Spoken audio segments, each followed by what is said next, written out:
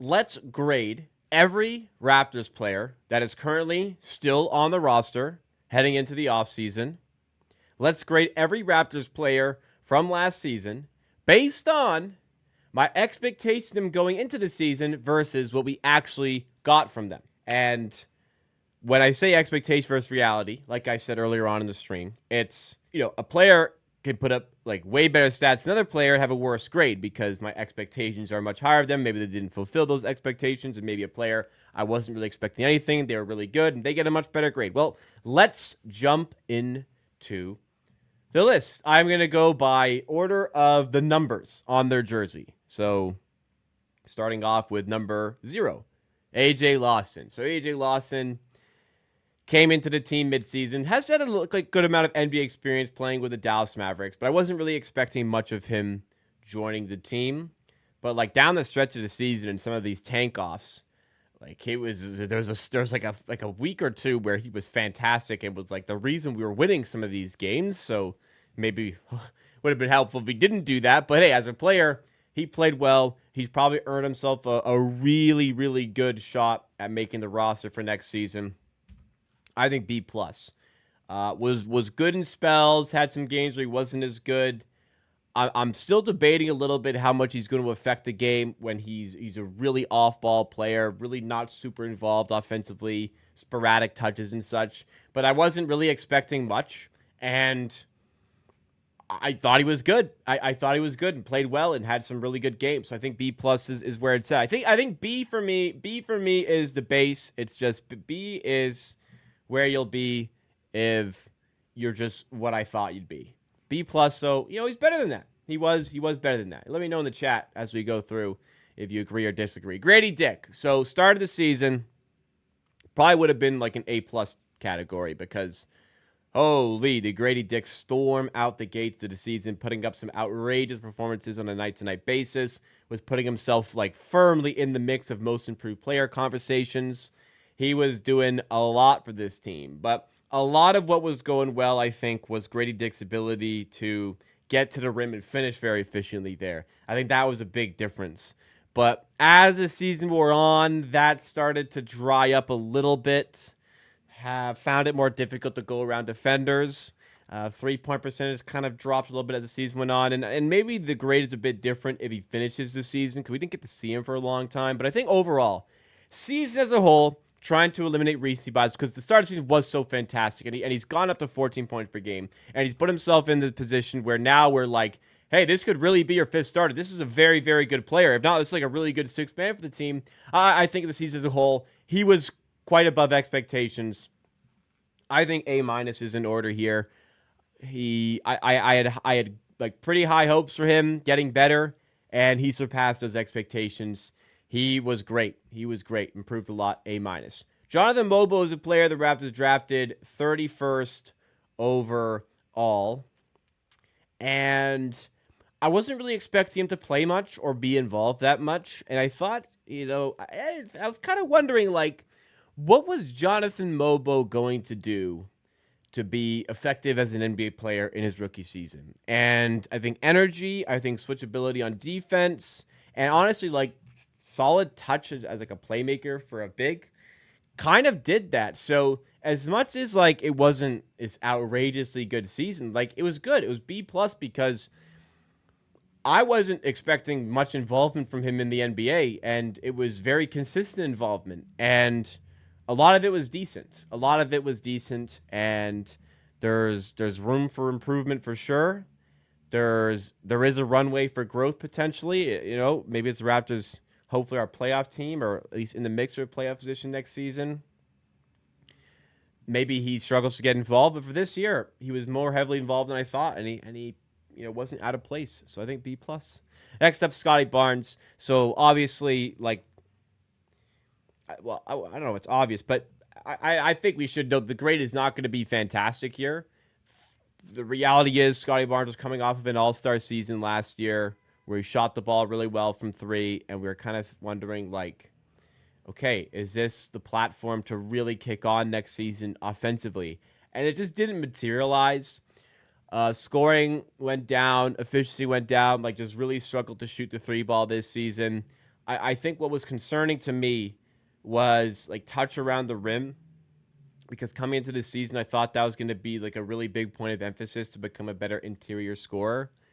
And like the fourth year players, some of these like short hooks, push shots, and everything, like you really expect a player of his caliber to be just automatic with those, and it just wasn't the case. So it wasn't really great from three.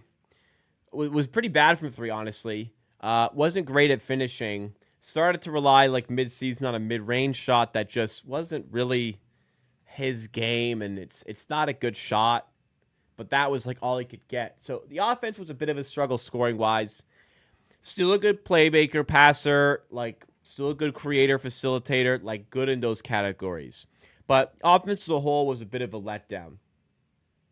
That said, defensively, he took a big step. And we were wondering if this could be like the guy that leads your defense. I don't know if we were even wondering that. We just weren't really thinking about that. This season kind of showed he can do that. So as much as I'm disappointed by the offense, the defense was so good that it still keeps him a bit afloat with a C+ ranking. B again as the baseline. I don't want to be disrespectful here, but like because there was good stuff, but he definitely fell short of expectations. I think it's fair to say C+ is in order for Scotty Barnes. But you let me know. Emmanuel, quickly. So if you watched, this is streaming here Tuesday. Earlier today, I did a video where I basically defended Emmanuel quickly against a lot of the stick he's been getting from the fan base.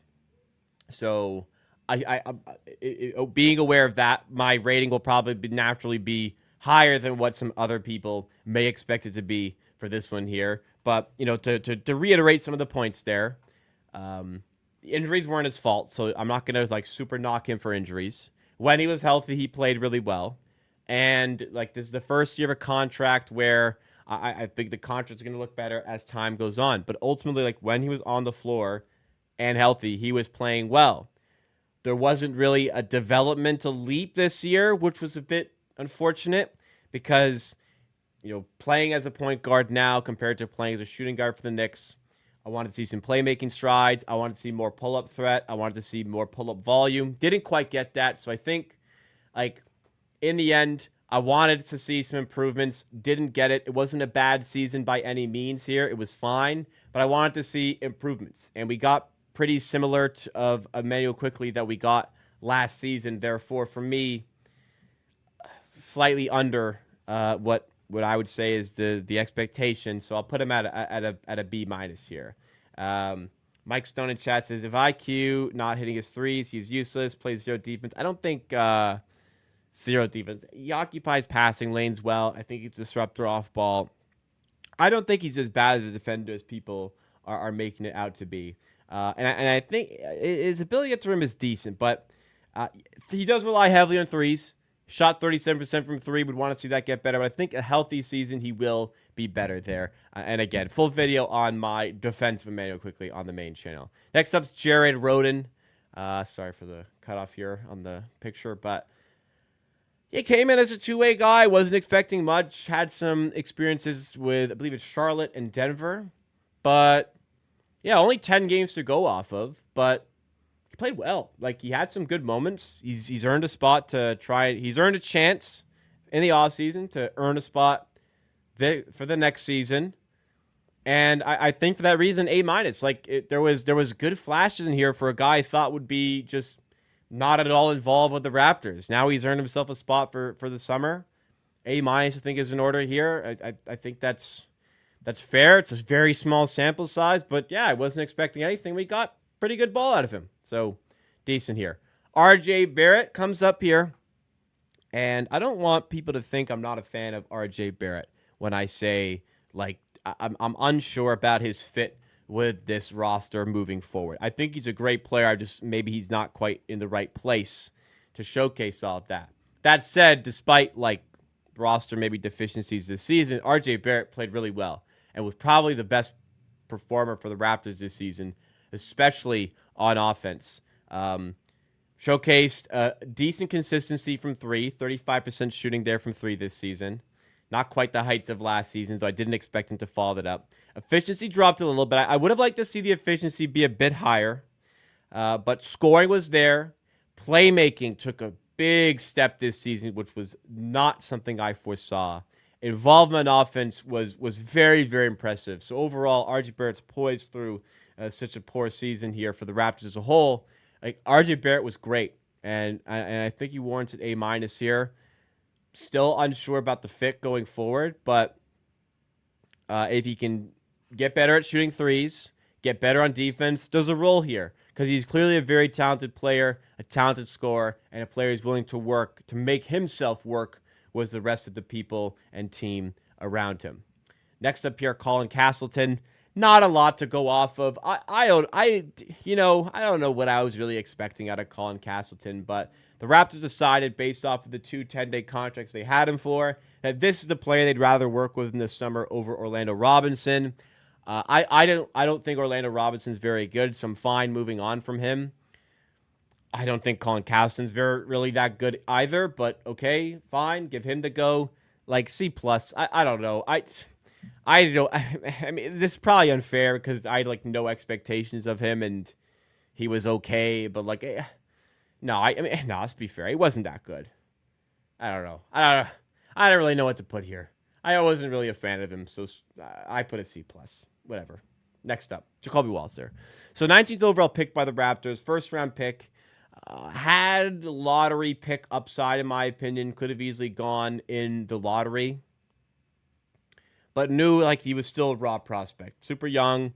Not super efficient from 3 as of yet. But still shot like 35% from 3 for the Raptors. Had some really big games. And I think what surprised me the most was his flashes of IQ that he displayed through the season.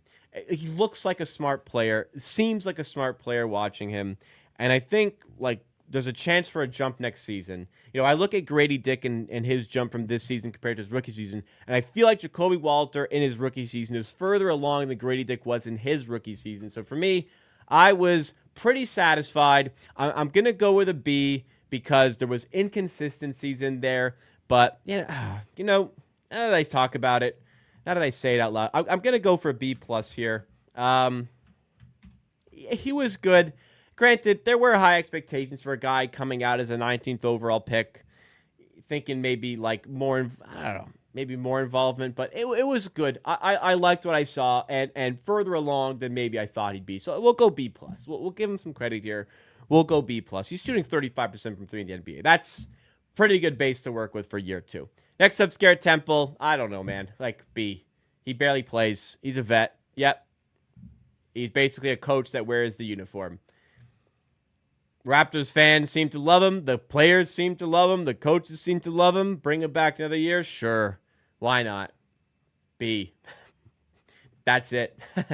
Jakob Poeltl. So I'm obviously a big fan of Jakob Poeltl. From if you're watching the content, you've seen me talk about Jakob Poeltl. I think that his archetype is vital to this team, and we're really seeing now. Watch a lot of the playoffs, even right now in the NBA playoffs.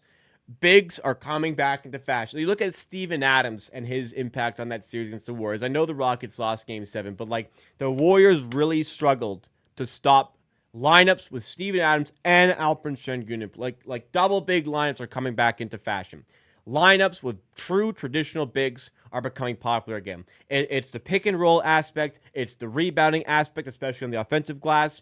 And it's the rim protection aspect of it. Jakob Poeltl brings all of these. He's a fantastic playmaker out of the high post. And this season, we saw a level on offense that I did not know we had him. Like the Raptors at times were playing and running their offense through Jakob Poeltl. And he upped his points from 3 points per game higher, from 11.5 to 14.5 points per game. That in struggling to get minutes as well during the tank. What a significant jump on offense for a guy that was already such an incredible player for the Raptors in link up and on defense. I seriously did not see this coming. I didn't like when the Raptors traded for him. I still don't really like the trade looking back, but the fact that we got Jakob Poeltl out of it is fantastic of how good he's been for the Raptors. Still questioned the decision to acquire him when they did. But I think, man, if we could have done this a year sooner and gotten Fred VanVleet, Pascal Siakam, Sky Barnes, a proper big to play with when they were kicking it in the playoffs against the Sixers. Like, man, what could have been if we had gotten him earlier? That said, I'm clearly like giving him a glowing review here. What a fantastic player he was, Raptors. A plus. So far beyond my expectations. He's been fantastic, and he is here to stay. He's got to be here to stay. Very important player for the team this year. Didn't like trading for him. Feel good, man. Says, yeah, have to agree there.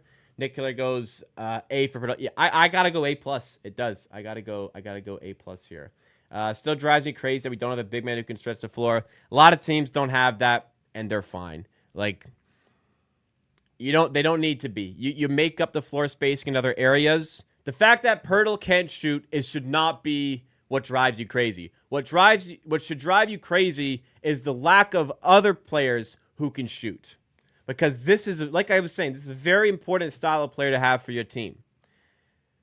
Him not being able to shoot is not the problem. The fact that there's not enough other players who can shoot is the problem. So I hate when the shooting problem is pinned on Pirtle, you know? Ulrich Shamshay up next. Unfortunately, didn't get a lot of him in the NBA because he got injured midseason. Was making good strides in the G League. And man, like, imagine we got to watch Ulrich Shamshay instead of like Orlando Robinson and Colin Castleton. That would have been really nice. But super, super raw player coming out of the draft. 57th overall pick by the Raptors. And made a lot of strides. Like, very interesting player. So A- for me here. Made strides defensively in the G League. Still a long way to go to work on his game. But yeah, like, better than expected. A-. Up next, Jamal Shed. 45th overall pick by the Raptors. I wondered when the Raptors drafted Jamal Shed. We knew about his tenacity. We knew about the heart, the desire to win, the winning mentality, the defense especially. But I wondered how he would affect the offense of an NBA team if he could keep himself relevant in a way on offense. And he did. And he surprised me there. And he outplayed David Mitchell, or at least matched David Mitchell to the point that they were comfortable trading David Mitchell to keep Jamal Shed and put him with a larger role in rotation.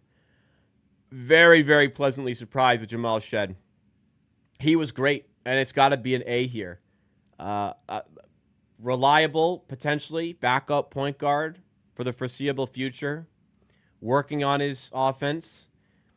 Was further along with the three-point shooting than I ever could have thought. It wasn't that good, but it was better than I thought it'd be. That's an A, man. Another player I thought, how is he going to get in rotation? But, like, God, he earned it. He earned a big spot, and he's earned potentially a big spot for next season as well. Way above expectations for me.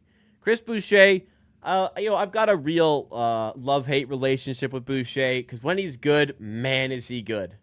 But when he's bad, wow, is he awful sometimes. But there was a lot more good than bad this season. And I think he was definitely a casualty of the tank. No need to play him. And all signs are pointing towards him leaving the team in the offseason. If you're wondering, well, they're going to let him walk. Why didn't they trade him at the deadline? They tried. There wasn't a trade that made sense. Like you'd think, well, just take anything. Not quite, because you have to match salaries, and it's probably better to have this salary coming off the books, especially when Brandon Ingram's salary is coming on the books.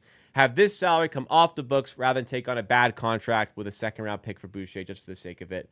You know, I'm talking about you, Zeke Naji, and the Denver Nuggets. That wasn't going to, like, we're not going to take Zeke Naji, so trade didn't happen. I think he's gone. But it was a good season from Boucher. It was a good season. It was a reminder of what he can do, and he played well enough to garner that attention deadline. Trade didn't come to fruition, but B+. It was good. It was good from Boucher. Ochai Agbaji, tough first half season with the Raptors last season, but this season, wow, was the three-point shooting coming along. You know, he shot 40% from three this season, was dynamite from the corners, one of the best corner three-point shooters in the NBA. Great defender to go with it. Started the season amidst the injuries, started a ton of games as well. Agbaji was great. Still want to see the scoring come along a little bit more. And he has that game in him where he just doesn't really do anything. But in the end, A-.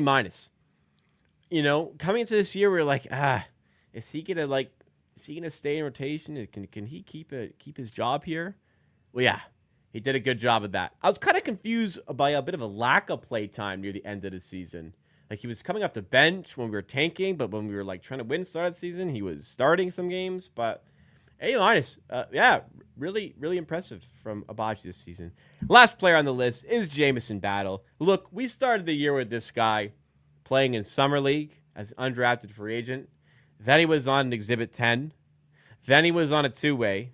Then he got a standard NBA deal. He has literally defied expectations all season. I probably could have given him an A+ for that. I give him an A, but he's a fantastic three-point shooter. He's a good defender to go with it. Very impressed with Jamison Battle this season. I wonder what his role looks like for next season.